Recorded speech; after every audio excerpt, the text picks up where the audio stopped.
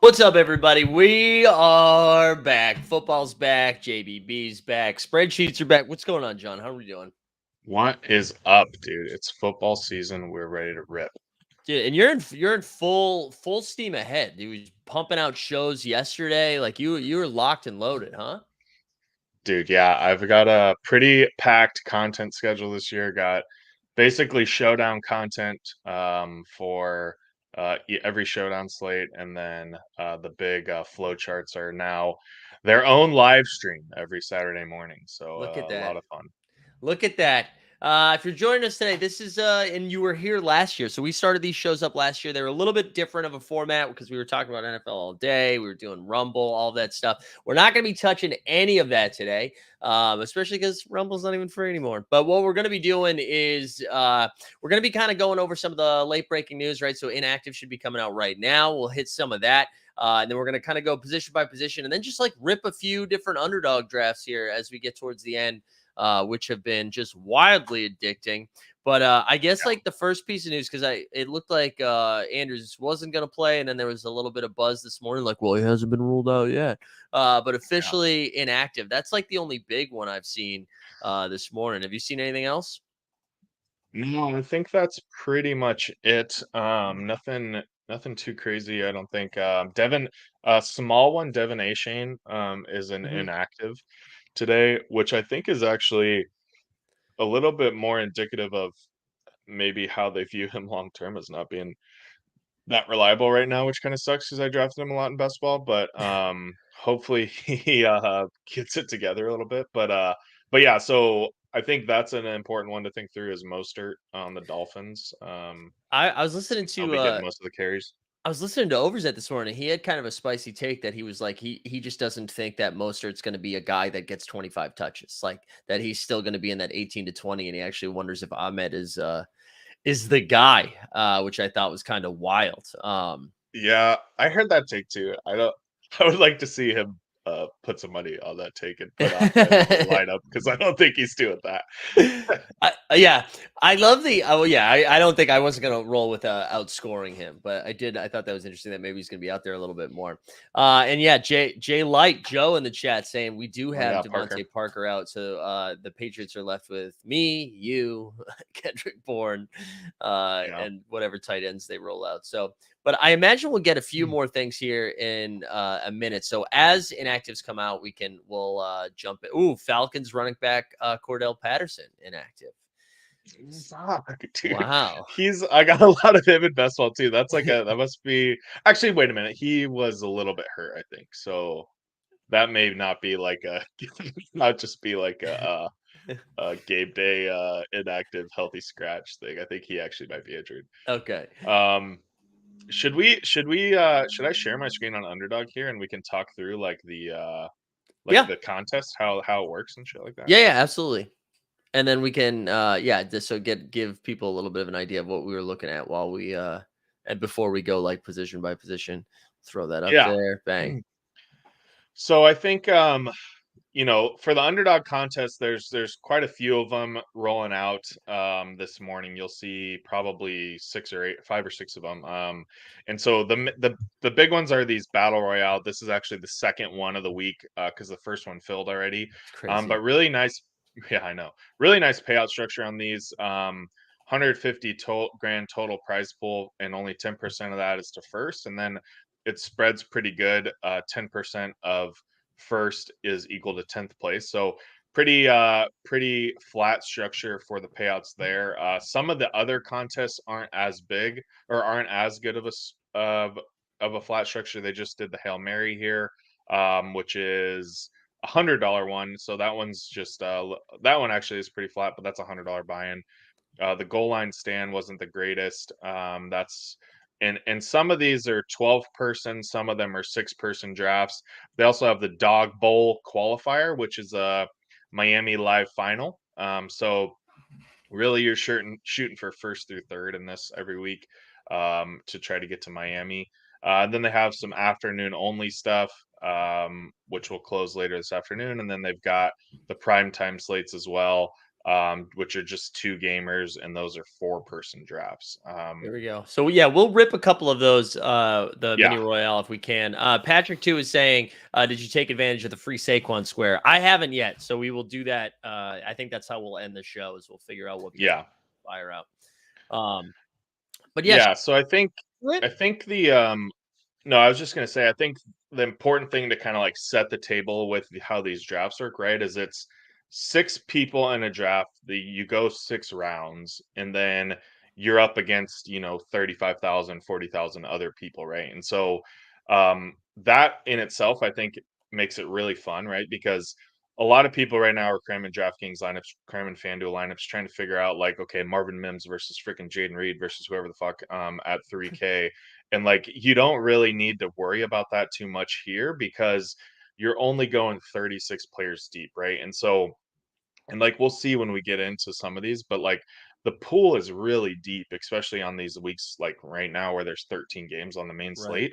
And so, yes, it makes sense to scroll down and you need to like have a couple guys that aren't getting drafted probably in your lineups, but like, you don't need to be playing like Zay Jones, right? You can just like simply go play like Christian Kirk or Right. whatever, or you can take like Evan Ingram, who's like not getting drafted in every round.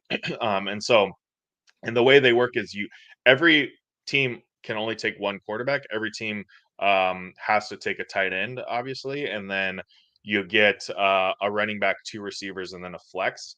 And so, using some of that positional stuff to your advantage makes sense. I think we might as well just jump into quarterback this week, Yeah.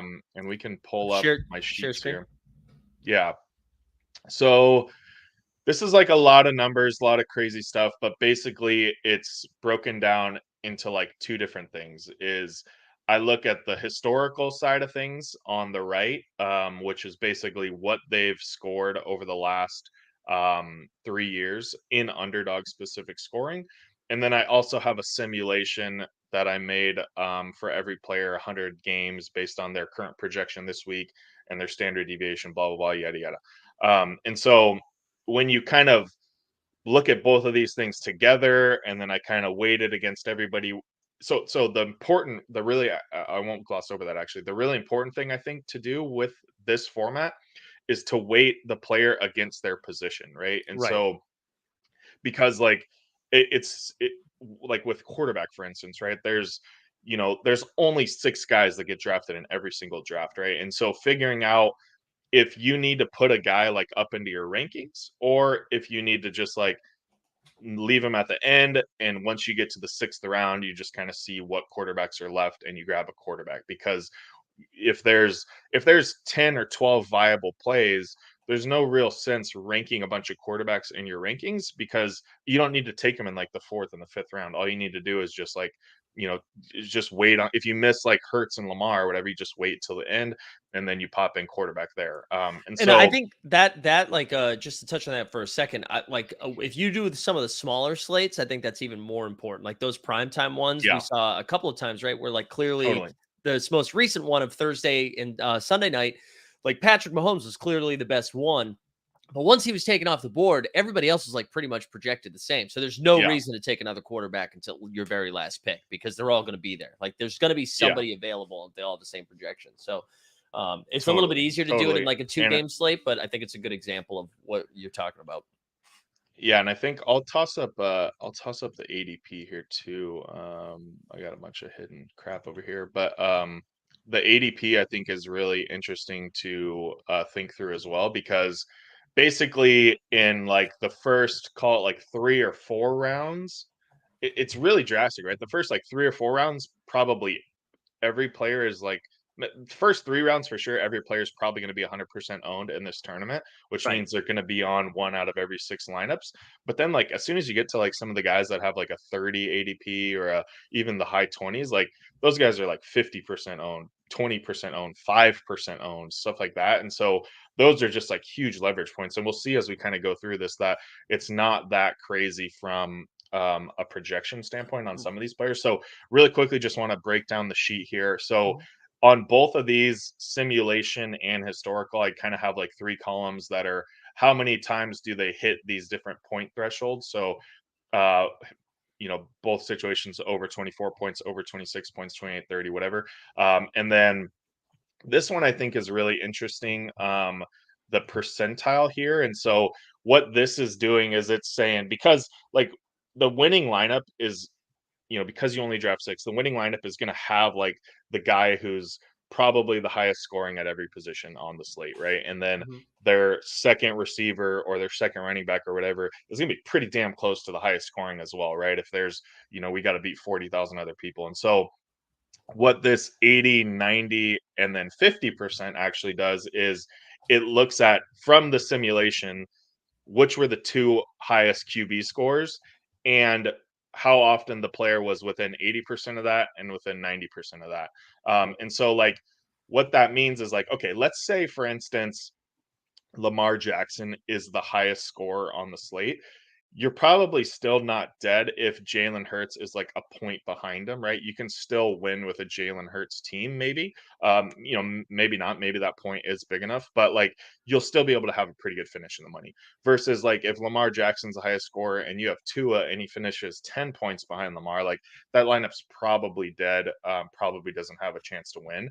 And so it's just kind of trying to calculate how often they are into getting to the upper echelon there. And then the 50% column is actually an interesting one too. And that kind of measures their floor a little bit. And so like how often are they less than 50% of the highest score? And so for this one, the lower the number is better, right? Because this is showing like Jalen Hurts is only like is basically not getting close to the highest score only 12% of the time versus a Right. guy like Sam Howell who's basically making your lineups dead 52% of the time or whatever.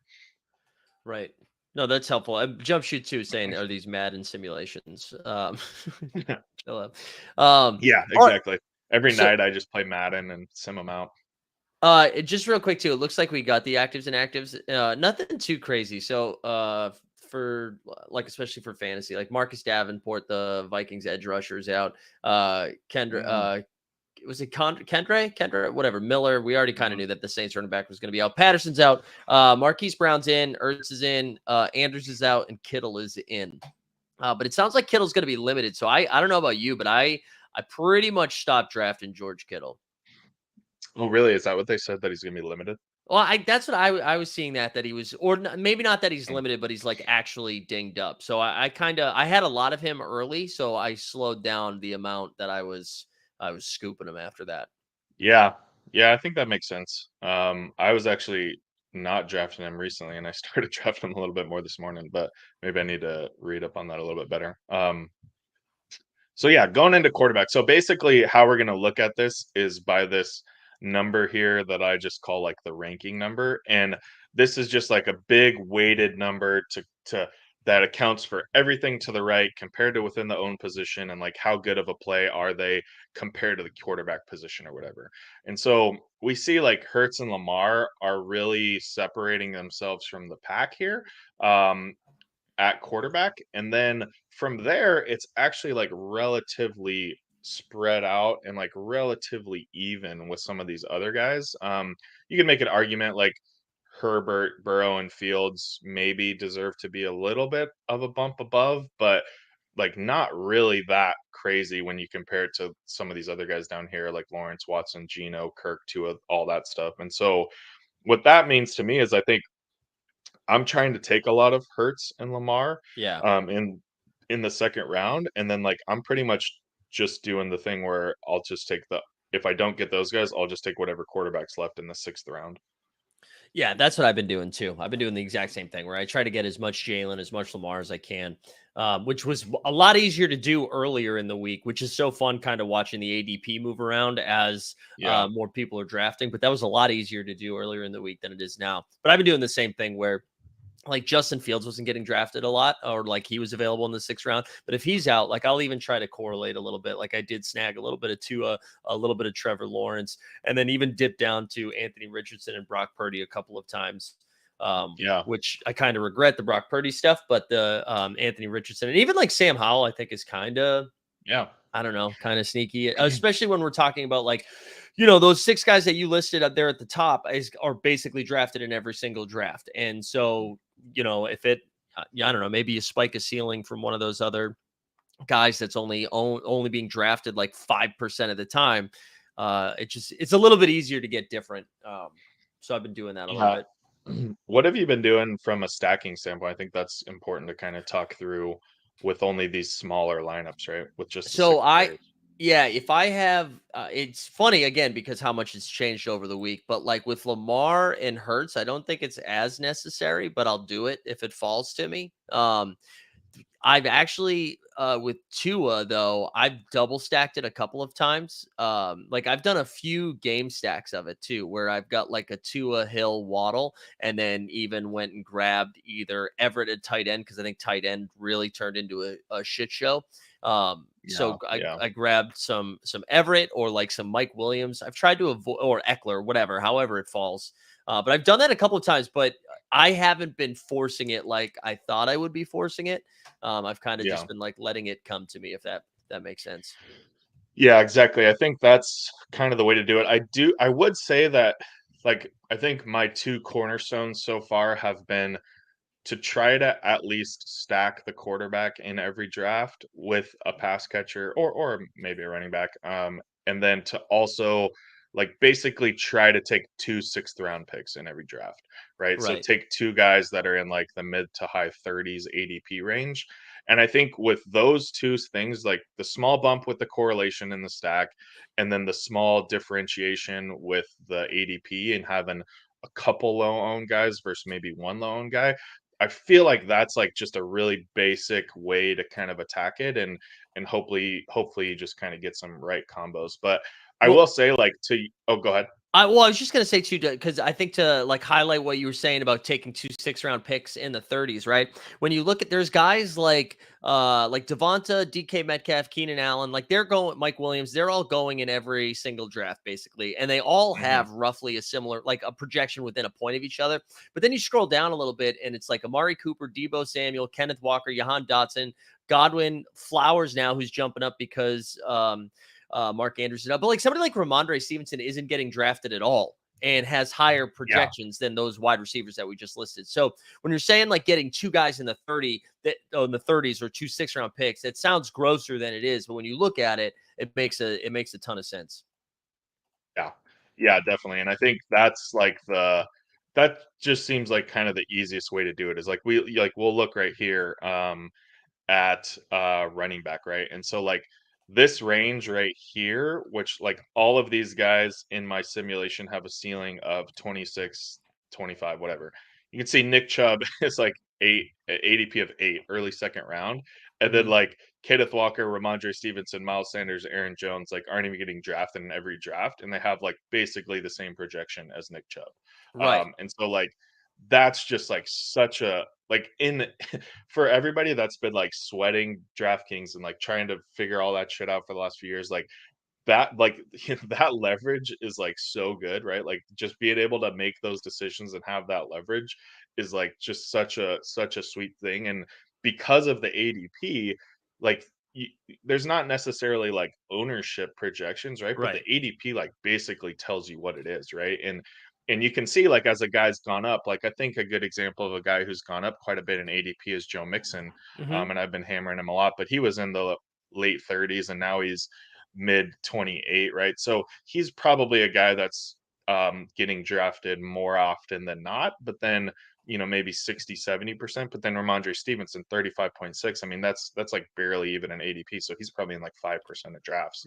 Right. Um, so yeah, I think the RB position is actually one that's pretty deep this week. And so Derrick Henry. So the top guys getting drafted are Eckler and McCaffrey, which I think is fine, having Hmm. them stay in the first round, because we know they're basically they really stand out in this kind of graphic here with the lower than 50%. Right. They really kind of separate themselves there a little bit.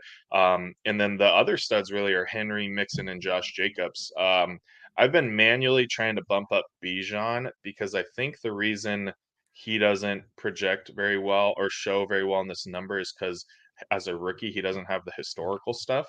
Right. So I need to keep moving him up a little bit and making sure I'm getting some Bijan, because you can see from the sim, which does account for his current projection and stuff like that, he's got a really nice like base. Basically, this is like how often does he kill you, right? And so he's got a pretty low value there. But then yeah, I mean, we talked about this super flat group. You have any favorites from this like stretch of guys down here? What I've had fun with Ramondre is if I do like a Hurts, AJ Brown, Hurts Devonta, Hurts Dallas Goddard, then I'll throw in Ramondre. I think that's like a fun bring back, because I do think Ramondre is still going to get like the workload. I like Etienne quite a bit. I like Kenneth Yeah, Walker a lot in that matchup against the Rams, especially because it just seems like the Rams are going to be dog shit. And if that's the case, maybe he's hammering them. yeah, Um, I'm kind of staying away from the likes of Cam Akers, Jamal Williams, Madison, Herbert, Dobbins. I'm throwing yeah. in a little bit as well. But that's I don't know. What about you? Yeah, I think Kenneth Walker has been the biggest one, and then I think people are pretty scared of Josh Jacobs too, which I know is a little bit early on, but like he should probably be closer to like where Derrick Henry's at, and he's like goes a full round behind him. Mm, So I think I've been taking quite a bit of Josh Jacobs, and then I think I need to grab a little bit of James Conner. Just because I don't know, he's an old dusty guy, but like they don't like their quarterback like joined the team like 4 days ago, so I feel like they're gonna run the ball a bit. Or he's going to catch like 45 checkdowns. Like I imagine Yeah, this quarterback's going to be shitting his pants, just kind of being like, take it, take it. Um, yeah, yeah, so we the people too. This is interesting. I've been like slowly getting myself onto this game a little bit. Because as we actually, maybe this is a good transition to wide receiver.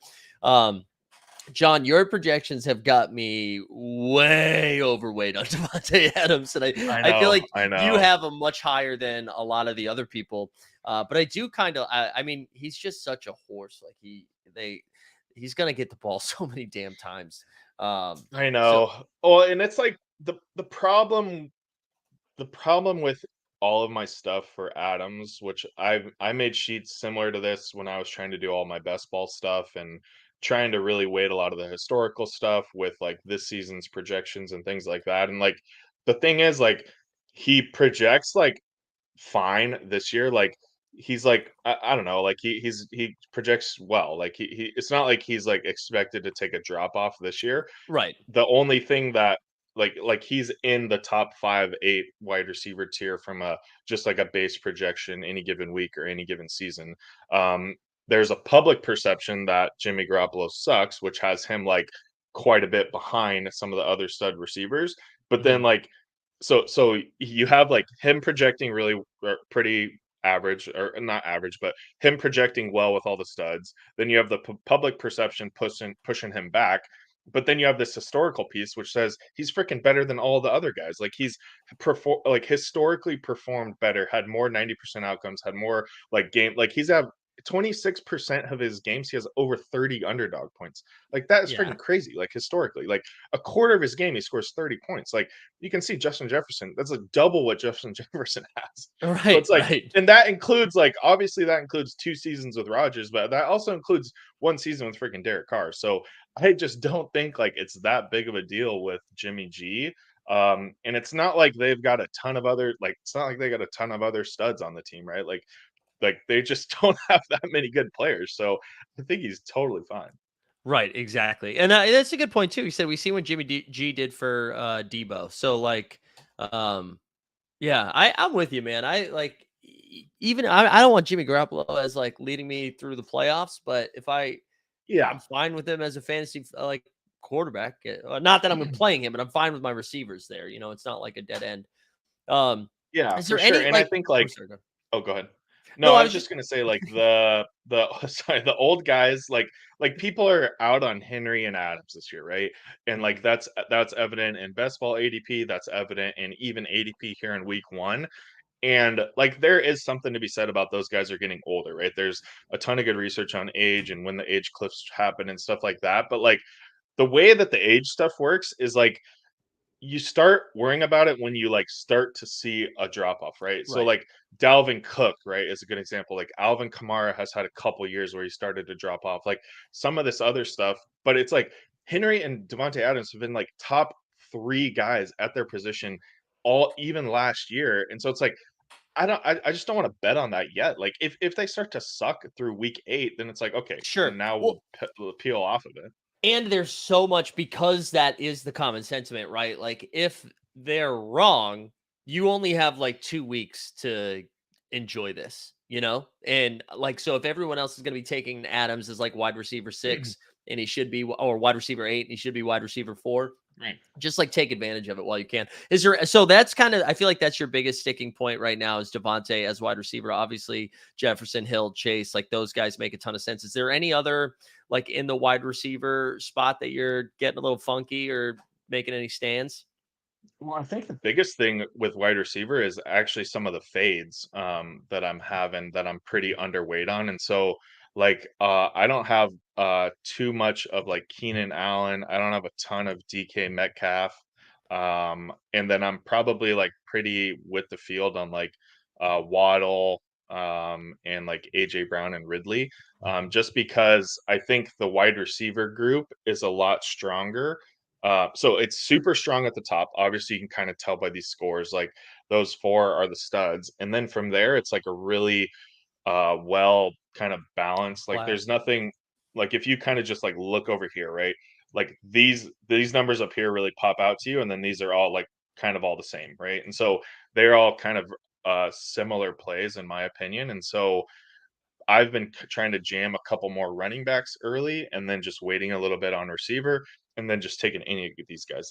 You could easily see you could easily see Debo, Samuel, and Mike Evans being the two top wide receiver scores today. Right? Yeah, Like that easy. wouldn't be crazy. That's probably happened in a week last year that those two guys were the top scorers and they both go in the 6th round, right? Yeah. So I wanted to ask because there was like two questions back to back and on their teammates.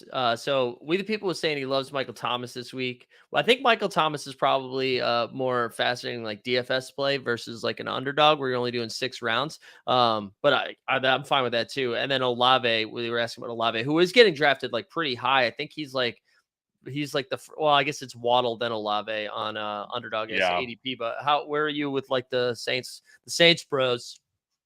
Yeah, so I mean, I don't know. I'm probably gonna get burned. I just have hardly any Olave. He just doesn't grade out well in my deal at all. Michael Thomas is a bit too deep to be drafting. I probably need to get a little bit of Olave here with these last couple drafts today because everybody says the Titans are a pass funnel and stuff like that. But Hmm. I think the biggest knock on Olave is just some of his historical stuff. Yeah. And you know, he doesn't like I maybe need to double check this. I probably should have early in the week, but he just doesn't really have many big games last year. And so I think right now it's kind of similar. It's similar but opposite to like the Devonte Adams, Derrick Henry stuff, right? Like everybody's projecting Devonte Adams to drop off. Everybody's projecting Olave to hop on, right? To like kind of you know lever up. And I guess I'm just on that. I'm just kind of waiting more to see it. I guess. Yeah. Let's switch over to tight end just so we can jump in a few of these Yeah. drafts too. So tight end is just so freaking gross, man. And we were Yeah. joking about this because you and I were just slamming Mark Andrews. Yeah. Oh, And yeah. so, and I guess actually, you know what you should touch on as we talk about Mark Andrews, Isaiah Likely. You want to explain like how the late swap works? Yeah. Yeah, that's a great point for sure. So yeah, as you can see in tight end, it's kind of similar to quarterback, where right now without Andrews, Hawkinson and Kittle really separate themselves from the bunch. Um, but Kittle still has that like last round ADP. And then after that, like it's really spread out and really a lot similar. And so what I'm doing, since pretty much everybody takes one tight end, sometimes people take two, but I'm just ranking Hawkinson early on. I'm ranking Kittle like in the sixth round, and then I'm not ranking the rest of the guys. And if I don't have a tight end by the sixth round, I'll just kind of pick whoever's the best one left because I think all these guys have a pretty similar range of outcomes. But yeah, to touch on how swaps work, and this is similar, this happens across all sports, I think. Definitely in NBA, Mike and I played it quite a bit, but the way that it works is if a player has a Q tag, right, a questionable tag, or it doesn't really matter actually if they have a questionable tag or not. But at, if you draft that player and after you draft they get ruled out, then the way that the swaps work is based on whatever your rankings are at the end of the slate. Um, that player gets automatically swapped out uh, as high up on your rankings as possible of the players in that specific draft that didn't get drafted. So it's kind of confusing, and there's a couple little nuances about like, well, if there's multiple players that get ruled out, like the guy who drafted last gets the first pick and whatever. All of Right. it's automated. It doesn't really matter. It doesn't really make a whole lot of sense. But what you do need to know is so like George Kittle is like a really great example of actually why I was picking him a lot earlier in the week. And this happens a lot in NBA as well. But so if you think about early in the week where people the ADPs are a little bit more set, but people don't have as much information versus Right. like right now this morning when we do the last run of projections, do the last run of sims and kind of rank everything out, the information and is a lot more like kind of solid this morning. And so if I'm like I actually don't like in NBA sometimes, and that's a little bit of a daily thing, but in NBA, like I'll take as many Q tag guys as possible in the sixth round early in Yeah. the morning, because then if like I don't know, six guys get ruled out and all of a sudden there's like these crazy values that didn't get drafted in the morning, then I'm Right. just gonna auto swap onto those guys, right? And so and I think at tight end, it's just like such a no-brainer, right? Because it's like everybody picks a different tight end. And so honestly, like what you probably want at tight end is a pretty good spread. You want to have like a pretty even spread of all these guys and just hope that you get the right the right ones to bubble up into your right lineups, but you don't really want to be like too overweight on any of these guys. And so like I was just hammering Kittle in the sixth round, Kittle, Kittle, Kittle, Kittle. If he gets ruled out, then like I probably get 10% Higby, 10% Ingram, 10% Schultz, 10% Dulcich. Like just sprinkled into all my A lot of lineups. And if likely too. yeah, a lot of likely because now he's bubbling up at the end. And if Kittle, doesn't play, or if he does play, then I project him as a really good value in the sixth round. So it's not really Yeah. a big risk reward. Now that makes sense for guys in the sixth round. So you want to use that strategy only when you're thinking about does it make sense like in the sixth round? And you can maybe pop in a draft and I'll just keep talking through it Yeah. now. But so you don't want to be overweight on a guy in the sixth round who is like basically a sixth round value, right? Because if he does play, then that isn't really the greatest play, and you're kind of just like buried into one of these guys. I can also do one too, Mike, if you No, no, want, yeah, or we can I'm good. I each was do one just or pulling it something. up. Um, and so you really want to pick those guys in the six who have come down early because of the Q tag. The thing that it doesn't make sense on is like in a situation like Mark Andrews, who we didn't really get too much information about Andrews early on in the week.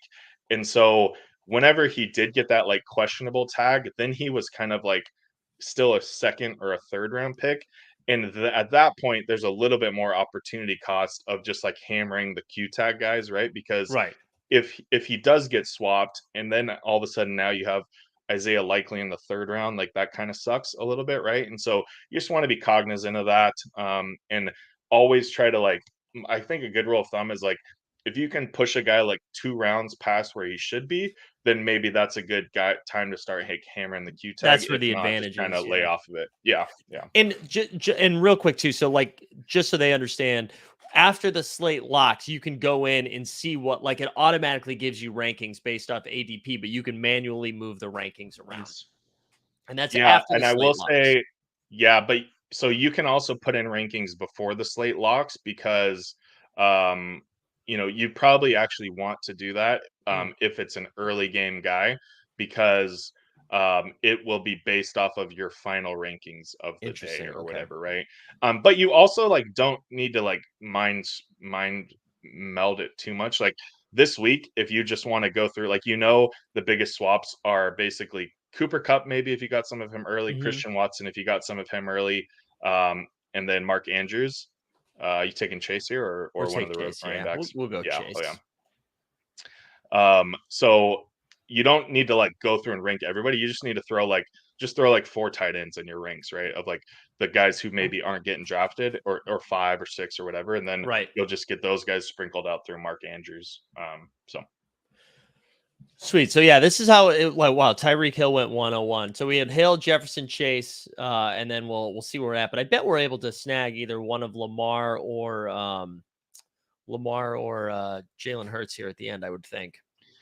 yeah, yeah, or we could just wait, maybe until the last round and get And get a Burrow. quarterback I there. think Okay. Burrow falls quite a bit to the 6th, Mhm. and I don't really hate that. I mean, because when you think through Lamar, I've been trying to sprinkle in a little bit of Rashad Bateman and a little bit of Zay Flowers with Yeah. Lamar. Now that Andrews is out, I mean, you could also take Likely too. I feel like you and I are going to have a lot of Likely already just because Yeah. how he projects and what we're going to get swapped with Andrews. Yeah. Um, I've only been drafting likely and with Lamar lineups to this morning. Like I yeah, haven't been yeah, because I know I'm already gonna be like 20% or whatever it is. I know. All right. So So yeah. yeah, I think it does make sense to maybe take a running back here. Um, or we could take Hurts. We could take Hurts and see what happens. We could pair Hurts Yeah. pretty easily with Devontae and Goddard late. I'm hoping Bill takes Hurts here so we can get Chubb and then get Burrow late, and that's a fun little. Oh wow, Yeah, that Keenan is Allen. What's that's Bill doing here? Eckler Keenan. I'll like get the oh stack, baby. Get the stack. All right, Chubb it up. We're in. We look at this correlation. This is how we roll. yeah, that is good. And then we'll get Burrow late. Yeah. So I will say I don't think you really need to overstack. I would say sometimes you can do a bring back, Yeah. sometimes you can do a secondary stack, sometimes you can do a double, but I wouldn't want to have too much of all that stuff Yeah. because it does with only the 6-man lineups, right? It really does hurt your ceiling a bit. Right. Right. This one I like only because it's like Chubb Oh yeah, no, accelerates. this is great. Chubb and Chase are two like smash guys who Chubb can break one for 80. Chase is, they're all big play guys. Do you like We're Henry or gonna get Adams? These hurt are here two. in this. Oh Dude, we yeah, make it Hurts. hurts. Oh wait, but well, it's kind of fun to grab Hurts with this lineup, to be This honest. And then late too. you could take Goddard late. Is it And what's going then on? We got to take Hurts, I don't right? know. I think you got to take Hurts. Yeah, I think this is a pretty fun start. And then you could either take we could just take Devontae or Goddard, whoever's left. Because AJ Brown's still left. What the hell's going on? What? Nobody's Yeah, this taking Eagles. maybe some Ramondre in the 6th round. Yeah, yeah. I mean, I do want a pass catcher with Hurts, probably. Oh yeah, yeah. Um, Yeah. like in a world where the running back isn't as deep, DeAndre Swift's kind of a fun click, but I think it's a little bit thin this Oh, week. yeah. Just not really knowing as much how the Eagles are going to play things. Um, but I mean, so this will happen sometimes too for those watching. You'll get a really weird early combination, Mm-hmm. which is just as advantageous on being unique as getting some late round guys.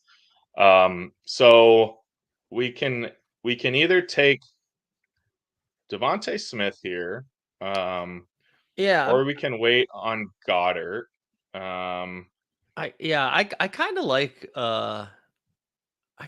Devonta here. Yeah, I think that's totally fine. That really locks that in, and then we can just get kind of wild here with the last pick. So we'll take a tight end last. We'll just see what's left. So click Mhm. on just like running back, wide receiver, and let's see. Like Mixon probably doesn't make sense here, right? Yeah, right. So Um, we probably want to take a guy that's so yeah, we probably want to take a guy in the 30s. Just well, I don't know.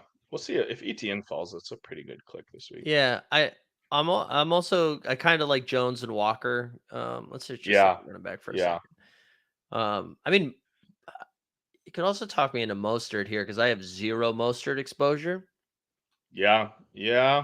I mean, But I I mean, if think ETN's here, dude, I think we have to take. I mean, yeah, I think that's pretty good value. right?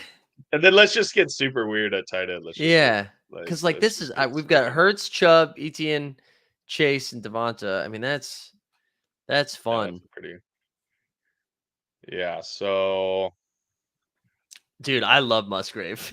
I know, dude. I know. I do too. I would freaking starve right now. Like he, if he's there, I would love playing him. I He's yeah, like, I was talking with Joe because we go back and forth on cash all the time, and you kind of have to play likely this week in cash just because I yeah. think like 60% of the people are doing it. But I was telling Joe, I'm like, I freaking know that Musgrave is going to outscore likely. I just know it, but I just can't play it because if likely does, if he does outscore, then I'm buried. But That's I think great. it's going to happen. I love that take. I love it. Patrick saying Robbie Anderson changed his last name to Chosen. No, I think it's his first name, right? Oh, is he I think it's Chosen Anderson Chosen now. Anderson? I like that better than Robbie Chosen. Robbie Chosen sounds like a weird porn name. Well, I think it's funny because when I create all these spreadsheets and I bring in stuff from like DraftKings, I bring in projections, I bring in Underdog, whatever. Like none of the sites actually knew either. Like they were like, some had him named Robbie Chosen, some had him named Chosen Anderson, some were still just Robbie Anderson. Like it's pretty funny. All And then right, I so think he got cut, right? yeah, I think so. And then all right, we're taking big dig Luke. I think we're calling him Well, now. oh yeah, There was some uh, this might be one of my favorite. If this one ships, yeah. This is we a obviously great split. team. This This is is a great. great team. Here, I'll pop in one. I'll pop in one now. Yeah. We'll do a little home and home here. While you set that up too, I'll share your screen. I'm gonna need help with this pick'em here. You already said you did your Barkley, right? No, I didn't actually. I didn't do the Oh, Barkley yet. I freaking suck at pick'ems, dude. I thought I had the sickest. I thought I had the sickest one yesterday for college, and it just totally botched. I know. I'm thankful I can't do the college ones. All right, so I get Saquon, obviously the higher. I don't know. What do we? I love Joe Mixon to score a touchdown today. Well, yeah, that seems. Right? Damn, That's they have easy. these bets. God, Yeah. this is Uh, so critical. Anybody else we like here? Do we? I think Um, what is yeah. We should who do I Devontae. like Let's see what this week? Devontae Adams' line is. That's Oh what we'll yeah, do. 6 receptions. Dude, over, right? what is Jefferson's receptions? I think that game is going to be. 7. Well, how about just the over 90 receiving yards? Like, Yeah, that's a or lock. wait, why wouldn't you take rushing and receiving? It's the Oh same yeah, number. that's really that's it. And in case you're nervous, he's gonna go under. Like he's gonna. I mean, like a negative rushing yards. Yeah. Um. Who's another I like those .5 touchdown ones. Yeah, that's. Oh god, my Um, computer's tweaking. How about what about? Let's see what Mostert's line is. Mostert with the touchdown for 69 and a half rushing yards. eh, Nah. what about Kenneth Walker Oh touchdown? yes. I think that's a pretty nice one. Yeah, just point Oh .5 yeah. rushing or receiving. Yeah, We that's gotta actually do pretty we good. gotta do another one though, right? Or maybe do I Yeah, oh just yeah. Oh yeah. yeah, you gotta go 5. Who else do we like? What about Ramondre? What's Ramondre's stuff? Yeah, or what about just like Hertz or Yeah, I don't love that. what about my boy Musgrave, dude? Oh yeah, dude. What's he got? If he has like 28 okay. smash. Freaking Dubs isn't even he's limited. He's not even gonna be playing. I gotta confirm Oh, this that's great. before. Yeah, dude, that's easy. This game's easy. All right, let me get your screen up there. This game's so easy. Yeah, All right. So I started with Eckler. at the 4th pick here. Okay, love the 4th pick, Eckler. I saw We the People's asking about Michael Thomas lines. I'll give you it. We the Thomas people is love some Thomas. 4 receptions, 42.5 receiving yards, 7.25 fantasy points. So my guy goes Ridley Olave at the turn here, and we're going to be able to start Eckler McCaffrey, which seems pretty fun. That seems awesome. Okay. Got it. Yeah, I haven't seen Olave as a 7th round pick before. That's pretty good. Yeah, that's pretty As good. a 7th overall pick. Eckler McCaffrey is a fun start too. Oh yeah. Although easily those guys could be 2 high scores. I do feel like it's so much easier to get weirder at running back this week than wide receiver. And normally I would say that's the opposite. It's kind of weird that I also expected to do way more 3 wide receiver builds than 2 and 2, but I didn't. I have way more 2 running back builds. Yeah. Yeah, I think I am the same. And I think that's just probably going to be a little bit of slate dependent type stuff moving forward. But yeah, it does seem like there is a little bit stronger group of running backs. And while we're drafting this, what are you doing for like DFS lineups today? Where have you been attacking?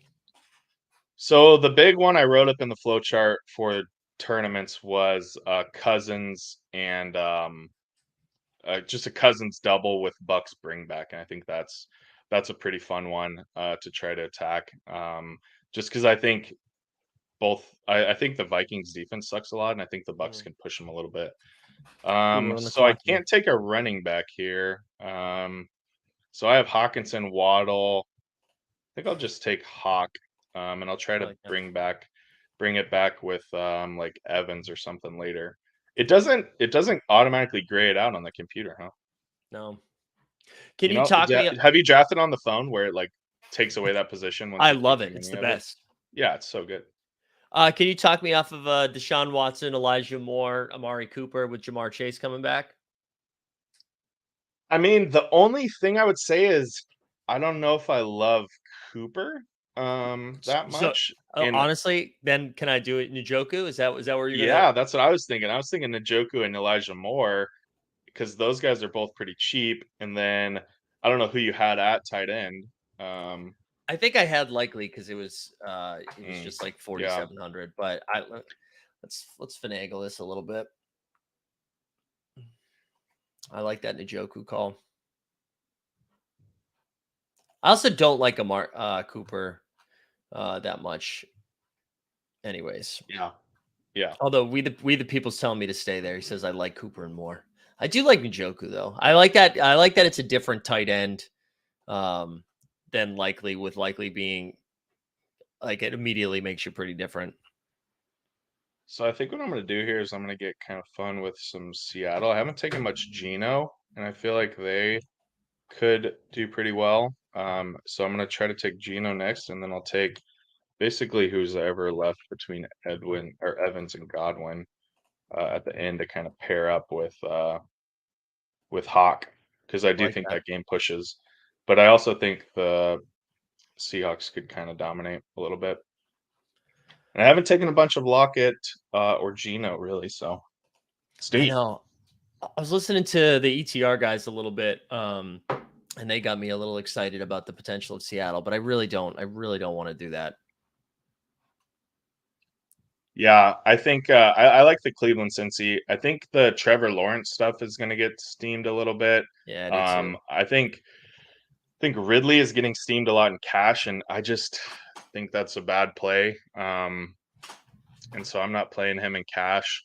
I didn't actually even include that option on my flow chart, which may be kind of stupid if that is the lineup that ships cash. But it is what it is. Live a little bit here in week 1. All right, I like this squad. This is a different one here. Yeah, this is kind of fun. Just get the late round correlation with Geno, Lockett, and then probably just take Evans here. I do like Evans a bit more than Godwin this week. And then I think Hawkinson, I've been trying to move up my ranks this morning just because I think he now separates himself a bit more from the tight end group, Right, like he's the only Whereas guy that could drop a massive like number today where he right, right. 102 touchdowns. It's kind of like the play with tight ends, right? It's like you either want the guy that like can have a legit day, or you like want the guy that can catch a touchdown. And like I feel like Hawkinson's one of the only guys that could have a big day, and then the rest of the guys you're just hoping you get a couple catches and a touchdown. Just like roll in. Yeah. All right. I like this squad. This is good, man. Eckler, McCaffrey, Geno to Lockett, and then Evans and TJ Hawkinson, a little mini. So we can split this. Yours and we'll mine. split both. We'll both chop up top. Judy's out, right? Didn't they say Judy was out today? Yeah, Judy's out. So Mims is a pretty smash cash play. There you go. I would not play Commanders defense in GPPs. I think that's one of the worst plays possible. Yeah, and then I would also not fade them in cash. I would definitely 100% play them in cash. Where are you going? Anything weird on defense? Not really. There's a bunch of teams down there. Raiders are kind of fun because I think the Broncos suck. Titans are kind of fun because I'm not really sold on the Saints. Sorry, we the people. And yeah, there's a couple other ones down there. I just kind of want to spread it out this week. Yeah. At defense. All right, well let's call it here so we still have time to adjust some stuff. But I hope this is useful for people. And then starting like next week, we won't have to do like a deep dive explainer because we've all had a little taste of it. So we'll have some more fun with this. Go make sure you're following John on Twitter at JohnBoyBeats. He's been dropping a lot of that information on Twitter, and you can follow along to go catch his Saturday shows. Make sure you're ingesting the flow chart, especially you cash freaks. Right. But yeah, we'll be back next Sunday. Anything else you need to plug before we get out of here, John? No, I don't think so. I would just say for those of you watching that have not hopped in the Underdog streets, I would definitely give it a shot. It's a lot more it's a lot less of a time suck and like a brain suck, right? You just kind of pop open a couple drafts, draft some pretty sick teams, and hopefully something happens on Sunday. So a lot less brain work than some of the crazy stuff you do on Sunday mornings for DraftKings. Dude, when you introduced that to me in basketball, it was a life changer. Like I am so much happier. Yeah. All right, we'll call it there. We'll be back next Sunday, and good luck, everybody. We out.